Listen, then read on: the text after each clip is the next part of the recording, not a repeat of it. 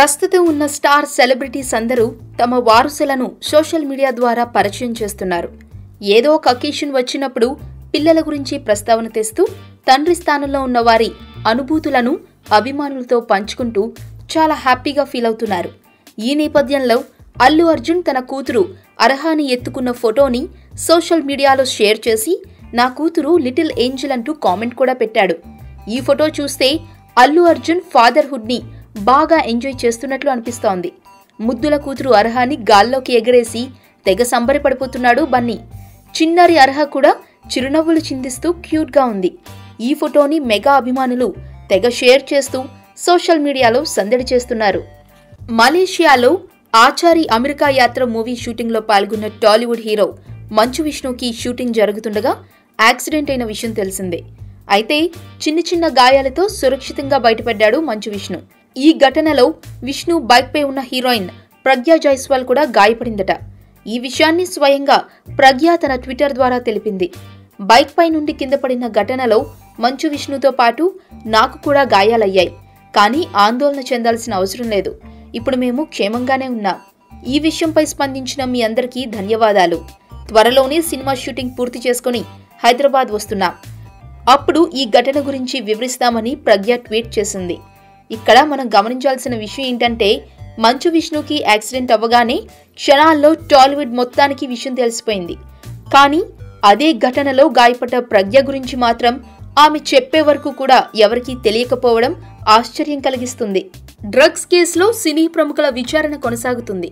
విచారణలో భాగంగా చివరిగా ప్రముఖ సింగర్ గీతామాధురి భర్త యాక్టర్ నందుని విచారిస్తున్నారు.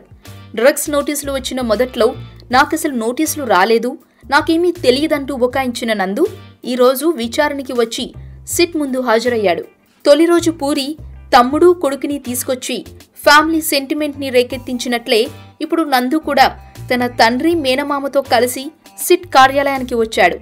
కెల్విన్ మొబైల్ ఫోన్లో నందు నెంబర్ ఉండటం, వారిద్దరి మధ్య జరిగిన వాట్సాప్ సంభాషణల ఆధారంగా నందును విచారణకి పిలిపించిన అధికారులు సుమారు 60 వరకు ప్రశ్నలను సిద్ధం చేసుకుని విచారణ కొనసాగిస్తున్నారు. నందుతో సినీ ప్రముఖుల విచారణ పూర్తి కానుండగా త్వరలోనే అరెస్ట్ చేసిన నిందితులపై కోర్టులో ఛార్జ్ షీట్ వేసేందుకు సిట్ సిద్ధమవుతోంది.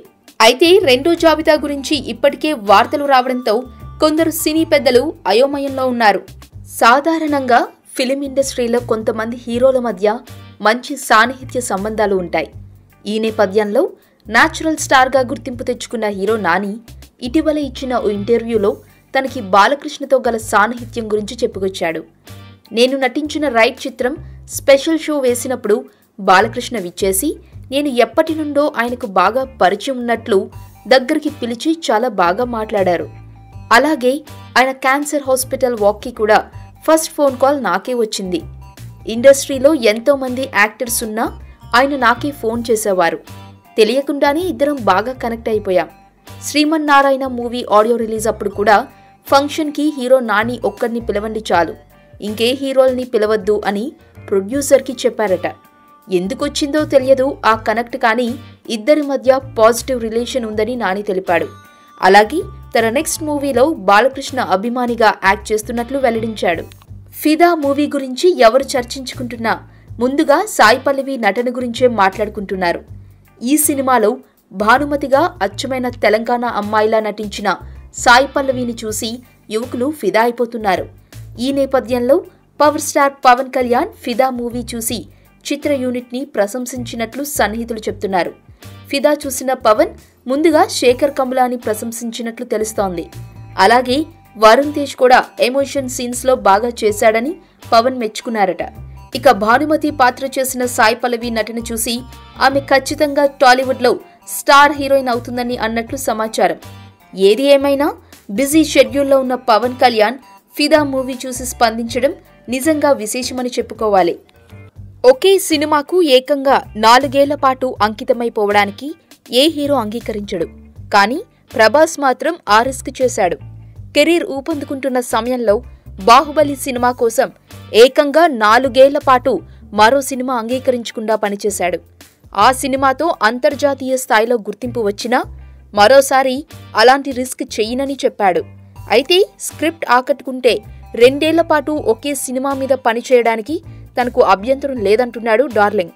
ప్రస్తుతం సుజిత్ దర్శకత్వంలో సాహో సినిమా కోసం రెడీ అవుతున్న యంగ్ రెబల్ స్టార్ తరువాత జిల్ ఫేమ్ రాధాకృష్ణతో మరో సినిమా చేసే ఆలోచనలో ఉన్నాడు.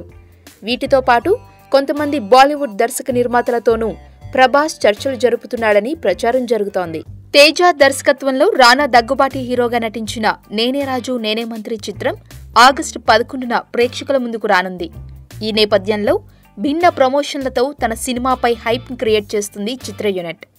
ఇప్పటికే 3D ఆగ్మెంటెడ్ రియాలిటీ మోషన్ అంటూ ఒక కొత్త టెక్నాలజీతో రానాతో ఫోటోలు తీసుకునే విధంగా ఒక కొత్త యాప్ను తీసుకొచ్చిన చిత్ర యూనిట్ తాజాగా మరో వైవిధ్య ప్రమోషన్ను ప్లాన్ చేసింది. పొలిటికల్ కథాంశంతో తెరకెక్కిన ఈ మూవీ కోసం జోగేంద్ర యువగర్జన పేరుతో ఒక కార్యక్రమాన్ని చేయనుంది. ఈ బుధవారం హైదరాబాద్లోని ఆర్ఎన్ఆర్ ఆడిటోరియంలో ఈ కార్యక్రమం జరగనుంది. ఈ సందర్భంగా కుటుంబ సభ్యులతో తరలిరండి అంటూ అందర్నీ ఆహ్వానించింది చిత్ర యూనిట్. ఇక ఈ రోజు సాయంత్రం 7 గంటలకి జోగేంద్ర థీమ్ సాంగ్ విడుదల చేయనున్నారు చిత్ర యూనిట్.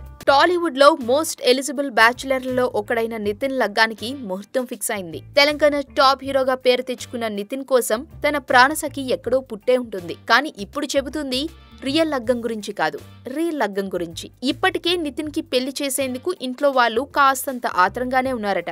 అయితే అసలు విషయానికొస్తే నితిన్ కి లగ్గమెట్టేసే టైం వచ్చిందంటూ మాటామంతి ఫిలిం నగర్ లో సాగుతుంది. ఇదంతా లైవ్ సినిమాకి సంబంధించిన ప్రమోషనల్ లగ్గం. ఇది లగ్గం టైం అంటూ లైవ్ సినిమా నుంచి సాంగ్ లాంచ్ చేస్తున్నారు.